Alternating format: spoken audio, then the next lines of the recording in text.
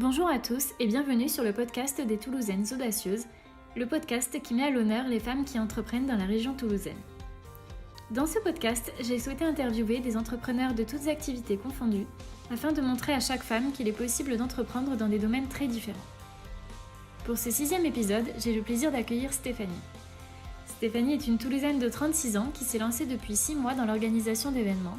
C'est une reconversion qu'elle a choisi de faire après avoir travaillé comme conseillère en tourisme à la Chambre de commerce et d'industrie, où elle avait pour mission d'accompagner les entreprises. Et c'est ce qui lui a donné cet attrait pour l'entrepreneuriat. Elle a donc ensuite choisi de changer de voie et a suivi la formation de Wedding Planner à la Wedding Academy de Toulouse. Je vous propose d'écouter son parcours afin d'en savoir plus. Je vous souhaite une bonne écoute.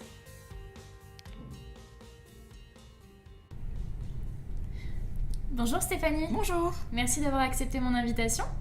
Peux-tu nous présenter ton activité ? Sans problème, donc je suis Stéphanie, je suis wedding planner. Autrement dit, j'organise des mariages. Les futurs mariés font appel à moi pour les aider dans leur mariage, organiser tout ça, trouver des prestataires qui leur correspondent par rapport à différents critères, leur budget, leurs besoins.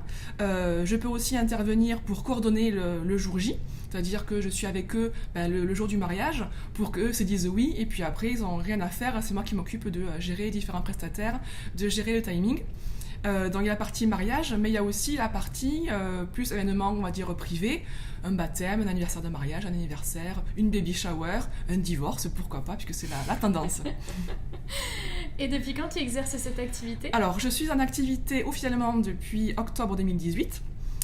Mais j'ai un peu triché, j'ai quand même commencé à communiquer bien avant pour pouvoir être présente sur les différents salons. Quel a été ton parcours pour en arriver là ? Alors, j'ai un parcours, un bac économique et social. J'aimais beaucoup les langues, donc je suis partie en langue étrangère appliquée, qui m'a beaucoup plu, mais on se rend compte que c'est quand même très vaste, très large, et qu'au bout du tunnel, il n'y a pas grand-chose. Donc j'ai bifurqué, je suis partie en tourisme. J'ai un Master 2 en tourisme et développement, qui m'a beaucoup aidée, puisque du coup j'ai pu intégrer la Chambre de commerce et d'industrie, service tourisme, conseillère tourisme. Donc ma mission était d'accompagner les entreprises du secteur touristique, hôtels, restaurants, camping et toute autre activité, dans leur activité quotidienne, trouver des financements pour leurs projets, les accompagner aussi sur les nouvelles normes, que ce soit accessibilité, sécurité, hygiène, donc très très intéressant. La vie est faite aussi de rebondissements, donc arrive un moment où on a envie de voir autre chose, faire autre chose, donc j'ai pu quitter mon entreprise et j'ai fait le choix de me former à cette nouvelle activité. Super. Alors, est-ce qu'on peut dire que c'est une passion ? Comment ça t'est venu cette idée du coup de devenir organisatrice d'événements ? Alors c'est vrai que c'est une passion, ça date de très longtemps puisque en fait c'est ma sœur. Ma sœur a la passion post-it et tableau Excel qu'elle m'a transmis et elle s'est mariée en 2008. Quand elle s'est mariée, moi j'étais encore étudiante, je pensais pas du tout qu'on pouvait avoir une entreprise, c'était pas quelque chose qui était prévu, c'était pas le schéma familial qui était prévu, je pensais pas du tout, mais c'est vrai que j'ai pris beaucoup de plaisir à l'aider dans son projet. Et puis comme je disais, en travaillant avec des entreprises toute la journée en CCI, j'accompagnais aussi des créateurs d'entreprises et je me disais mais pourquoi pas moi ? Pourquoi je ne ferais pas ce pas-là, de me lancer, de le faire ? J'y pense depuis très longtemps, donc voilà, donc j'ai pu quitter l'entreprise. Et donc, j'ai fait le choix de me former à la fois donc, en tant que wedding planner, mais aussi quand on passe de l'autre côté du bureau, quand on devient soi-même créateur, on veut quand même se former parce que c'est bien beau d'avoir accompagné, mais quand c'est pour soi, c'est un peu différent. Donc je me suis formée, je me suis lancée.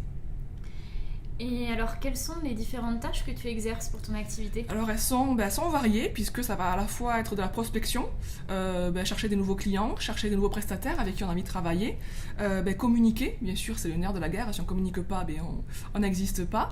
Ça va être aussi préparer mes rendez-vous, que ce soit prestataire, des rendez-vous clients. Ça va être aussi une bonne partie administratif, c'est pas le plus sympathique mais il faut en faire aussi.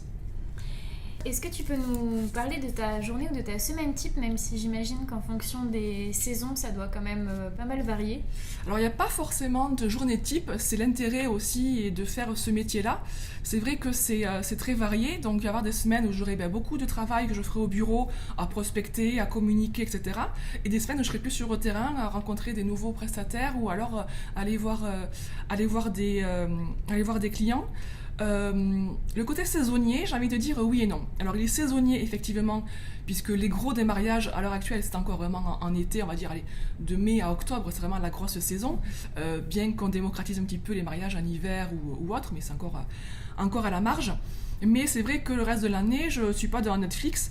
Je suis en train de, comme je disais, de prospecter, de communiquer. Il y a les salons aussi qu'il faut préparer. Donc, il y a différents salons que l'on peut faire. Donc, on rencontre les mariés, on rencontre pas mal de choses. Et puis, on profite aussi de ce temps un petit peu plus calme. Moi, j'aime bien faire des shootings d'inspiration. Ça permet aussi de voir comment les prestataires travaillent, de voir avec qui on a envie de travailler. Ça permet aussi de faire un petit peu du visuel, voir les univers que l'on peut proposer. Super. Qu'est-ce qui te différencie des autres organisatrices d'événements? Parce que je pense que c'est un domaine qui est assez concurrentiel. Tout à fait. Alors, on est nombreuses sur la région à exercer ce métier-là. Je pense que c'est surtout, en premier, une question d'humain. C'est une question de feeling. On n'aura pas le même ressenti par rapport à un couple qui a une thématique en particulier. Le couple non plus n'aura pas le même ressenti par rapport aux différentes wedding planners qu'il pourra rencontrer. Donc c'est avant tout, je pense que c'est ce côté-là qui est important de mettre en avant, c'est qu'on est toutes différentes. En ce qui me concerne, j'aime bien aussi l'idée qu'on sorte du cadre. C'est vrai que c'est très normé le mariage, il y a des traditions, on n'en sort pas et tant mieux, c'est très beau, mais j'aime bien l'idée qu'on se dise que moi j'ai envie de me marier en basket. Marie-toi en basket, quoi. Fais-toi plaisir, c'est ton mariage, c'est ta journée. Si tu as envie de faire un mariage totalement décalé, dans un univers qui te plaît, je prends souvent l'exemple de Star Wars parce que j'aime beaucoup Star Wars, mais voilà, on peut y aller, on peut le faire et pas forcément tomber dans la caricature. On peut faire des trucs très très sympas avec une thématique vraiment qui plaît et j'aime bien cette idée-là. C'est vrai que la personnalité des prestataires avec qui on travaille finalement est très importante quand on a beaucoup de choix. Tout à fait, et c'est pour ça que j'aime bien rencontrer vraiment en amont les prestataires, puisque ça me permet aussi, quand je vais avoir un couple de mariés, de me dire effectivement dont eux, par rapport à leur univers, ils iraient bien avec tel DJ, ils iraient bien avec tel photographe, donc c'est à moi de faire les bons choix et les bonnes combinaisons. Super, ouais, je suis totalement d'accord. Qu'est-ce qui te plaît le plus et qu'est-ce qui te plaît le moins dans ton activité? Alors, ce qui me plaît le plus, c'est déjà, comme je disais, c'est de me dire que je contribue quand même à l'un des plus beaux jours dans la vie des gens, donc c'est pas rien, c'est vraiment super agréable. Et après, c'est le côté les rencontres. On fait des très belles rencontres, que ce soit dans les prestataires, dans les futurs clients, les mariés qui peuvent aussi après devenir des personnes que l'on va être amené à revoir. Donc c'est le côté vraiment discuter, d'être avec tout le monde. La polyvalence de l'activité, c'est que tu me demandais quelles sont tes tâches ou tes journées types, il n'y en a pas.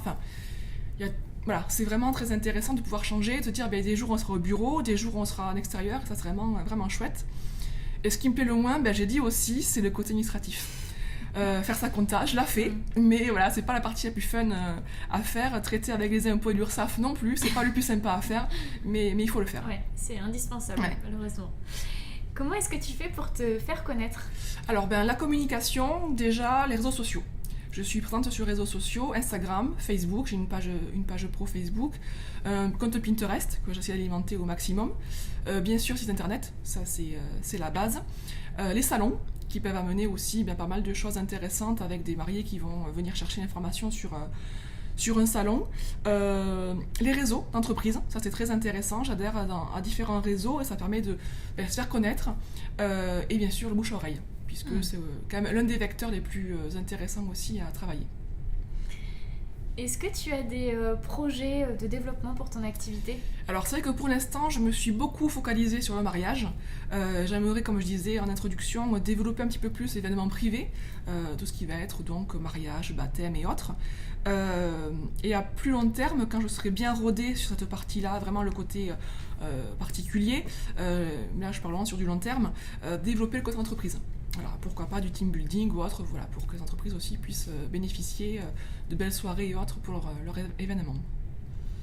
Et à titre plus général, comment est-ce que tu envisages ton avenir d'entrepreneur? Je suis assez confiante. C'est vrai qu'on disait que c'est un métier qui est très concurrencé, mais j'ai pas forcément peur par rapport à ça, puisque je me dis que plus on est visible, plus on est nombreuse, plus on est visible. Donc, parce qu'au début, quand je disais wedding planner, on me regardait avec des grands yeux. wedding quoi? Wedding planet? Non, wedding planner. Donc voilà, c'est pas encore forcément très reconnu et pas encore, les gens n'ont pas encore le réflexe de penser à nous pour faire un mariage. Quand j'ai été formée, c'est vrai qu'on me disait qu'aux États-Unis, quand on se marie, on se pose pas la question, on fait appel à un wedding planner. Ici encore, c'est encore très, encore à la marge. Donc je pense que plus on sera nombreuses, plus ce sera visible. Donc moi je suis pas inquiète par rapport à ça. Et puis il y a toujours des idées. Moi j'ai toujours des idées en tête par rapport à mon activité. Donc je suis pas inquiète pour l'avenir. C'est vrai que c'est une très bonne réflexion ce que tu dis, que le fait d'être plus nombreuses, ça donne plus de visibilité à la profession, plutôt que de regarder vraiment la concurrence telle qu'elle. C'est très bonne réflexion. Avec du recul, est-ce qu'il y a des choses que tu referais différemment dans ton parcours ? Je ne sais pas, parce que je me dis que tout ce que j'ai fait jusqu'à présent, c'est ce que je suis aujourd'hui en fait. Donc je pense pas changer des choses. Après, faire des erreurs, c'est partie aussi du jeu. Quand on est à son compte, on fait des erreurs, j'en ai fait quelques-unes, mais on rebondit toujours. Oui. Donc moi, je suis pas... Et c'est ce qui permet d'apprendre et de tirer des leçons. Tout à fait. Tout à fait. Je pense que c'est indispensable de toute façon de se tromper parfois. Ah oui. Est-ce que tu trouves que ton travail est monotone ? Est-ce que parfois tu t'ennuies ? Est-ce qu'il y a des moments où tu te sens seule ? Alors, pas du tout monotone. C'est vraiment pas... je m'ennuie pas du tout.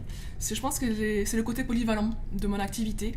Comme je disais, d'être toujours à droite à gauche pour un rendez-vous avec des nouveaux clients, des prestataires, de nouvelles rencontres. Ça, c'est vraiment le côté vraiment chouette de l'activité. Mais c'est vrai qu'on est souvent un peu seul, malgré tout. Quand on est à son compte, quand on est... moi, j'ai mon bureau dans ma maison, donc je suis chez moi. Et il y a des moments où on se sent un petit peu seul derrière son ordinateur. Mais c'est pour ça qu'il y a les réseaux qui sont aussi super intéressants d'aller voir. Et du coup, les jours où tu es un peu moins motivé que les autres, comment est-ce que tu fais pour te booster, te redonner l'envie ? Alors, l'intérêt aussi de ce travail-là, c'est que quand on est à son compte, alors je dis pas qu'on fait ce qu'on veut, mais un peu quand même. C'est-à-dire qu'il y a des tâches qu'on n'a pas forcément envie de faire là, à l'instant T. Du coup, on va faire une autre qui est plus motivante, d'appeler quelqu'un ou voilà, de prendre un rendez-vous, peut-être plus sympa que de faire la compta. Oui, la compta, je reviens souvent sur ça, mais j'aime vraiment pas. Je pense qu'on a compris que la compta, c'était pas mon truc. Mais donc là, c'est plus ce côté-là. Et puis parfois, c'est aussi appeler un collègue, une copine qui va nous rebooster, parce que voilà, c'est aussi important d'avoir ce réseau d'entrepreneurs ou ce réseau d'amis qui va nous rebooster. On est tous pareils, on est tous humains, on a tous des moments un petit peu plus j'ai pas envie quoi. Et puis ça revient, ça repart. Et est-ce que parfois tu es stressée dans ton activité ? Alors oui, le stress fait partie du jeu aussi, mais c'est un bon stress. C'est le stress qui motive, c'est le stress qui fait avancer, c'est le stress qui donne envie de faire toujours plus. Et quand on s'appelle Mon jour parfait, faut que ce soit parfait. Très bien dit. Comment est-ce que tu occupes ton temps libre ? Alors, j'aime bien aller au sport, ça me fait du bien, j'essaie d'y aller régulièrement, ça me permet de me vider la tête. Pendant 3/4 d'heure, 1 heure, je ne pense à rien d'autre que me défouler, donc ça fait vraiment du bien. Et après, bien sûr, la famille, les amis, qui sont là pour les bons moments comme pour les mauvais, donc pour discuter, rigoler, manger, voilà. Est-ce que tu as toujours eu envie d'être entrepreneur ? Comme je disais, pas forcément. C'était pas forcément ce qui était prévu dans le schéma familial. C'était trouve-toi un CDI et passe ta vie dans l'entreprise. Sauf que ça, c'est des schémas qui sont un peu anciens. Et comme je disais aussi, quand on rencontre toute la journée dans son travail des gens qui ont créé l'entreprise, qui vont la créer ou qui la reprennent, ça fait quand même rêver. On se dit, il faut quand même être un petit peu fou pour le faire. Mais un jour, la graine de folie, on l'a et on se dit, moi aussi, je vais le faire. Et est-ce que tu as rencontré des difficultés, qu'elles soient administratives, des critiques entre guillemets de ton entourage, des choses comme ça ? Oui, parce que toujours pareil, quand on crée son entreprise, on se dit mais tu es folle, tu quittes un salariat pour être dans l'entrepreneuriat, mais qu'est-ce que tu fais, t'y penses pas. Le côté bien sûr administratif, quand on est en France, malheureusement, créer sa boîte, je pense que c'est faut être sacrément bien armé et sacrément patient parce qu'on pourrait abandonner bien plus vite que ce que l'on pense. Mais finalement, on se dit ces difficultés-là, on les a passées, on a rebondi, donc tout est bien. Et pour clôturer cet échange, quel serait ton conseil pour les femmes qui aimeraient se lancer dans l'entrepreneuriat mais qui n'osent pas ? Alors déjà, s'informer, se dire que c'est possible, que oui on est une femme, que oui on est maman, que oui on a ci, que oui on a ça, mais qu'on peut le faire, tout le monde peut le faire. Faut pas se lancer non plus à l'aveugle, faut quand même être sûr de ce que l'on fait, d'avoir le bon projet, etc. S'entourer. de bonnes personnes, que ce soit la famille, les amis, mais aussi les conseils que l'on peut avoir autour de soi, un expert comptable, un notaire, enfin voilà, des gens qui sont vraiment là pour nous aider et puis surtout oser. Il faut oser le faire, il faut oser y aller, on n'a qu'une vie, donc voilà, c'est maintenant ou jamais. Super, merci beaucoup Stéphanie pour cet échange et puis à bientôt. À bientôt. J'espère que cet échange avec Stéphanie vous a inspiré. N'hésitez pas à la suivre sur les réseaux sociaux. Je vous mets tous les liens en description de cet épisode. Merci pour votre écoute et à bientôt.